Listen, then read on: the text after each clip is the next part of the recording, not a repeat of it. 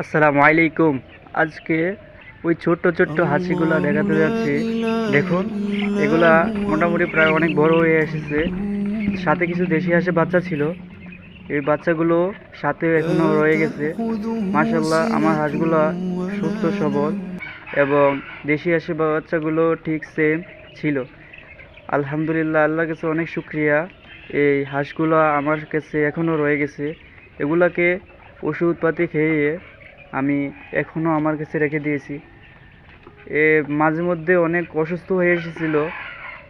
এগুলাকে ঠান্ডা জনিত অনেক রোগ দেখা দিয়েছে। আমি ঠান্ডার ওষুধ এনে সাথে লাইসোবিটটা খাওয়া সপ্তাহে সপ্তাহে দিয়েছি, তাই এগুলো এখনো সুস্থ। দেখুন, সাথে বড় হাঁসগুলো রয়েছে। এগুলো একটু বড় হাঁসগুলো ছোট হাঁসগুলোকে ডিস্টার্ব করতে দেখে একটু একটা মোটামুটি একটা খোয়ার বানিয়ে আমি এগুলোকে রেখেছিলাম আলাদা করে। আর আমার বড় হাঁসগুলো এখনো বার হয় নাই, একটা বার হয়েছে। ওই সাথে এই বড় হাঁসটা দেখুন কত সুন্দর লাগতেছে বড় হওয়াতে। সাথে দেশি বাচ্চাগুলো রয়ে গেছে, দেশি হাঁসের বাচ্চাগুলা।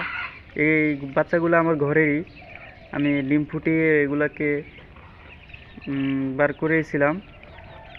দেখুন, আমার হাঁসের বাচ্চাগুলা এবং দেশি হাঁসের বাচ্চাগুলা ডিম থেকে বার হওয়ার পর থেকে কিন্তু এগুলা এখনো রয়েছে। 12টা চীনা হাঁসের বাচ্চা ছিল, 12টা চীনা হাঁসের বাচ্চা রয়েছে এবং দেশি হাঁসের বাচ্চা ছিল আরও 2-3টা ছিল। ওগুলা মারা গেছিল আর 5টা রয়ে গেছে।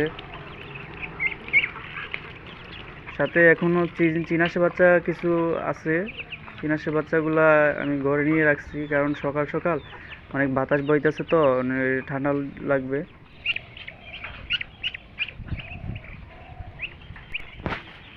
সেই ছোট্ট বাচ্চাটাকে দেখুন, আজকে হাতে নিলাম। হাতে নেওয়ার পরে এটা এক হাতে তোলা যাচ্ছে না। আলহামদুলিল্লাহ,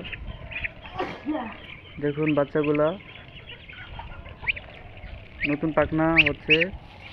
এই বাচ্চাটা কিন্তু আরও বড় হওয়ার কথা ছিল, কারণ আমি খানা দানা একটু কম দিতাম, তাই এখনও পাখনাগুলো গজায় নাই। ও ঢাইশ ভুসি এবং কুড়া, ভাত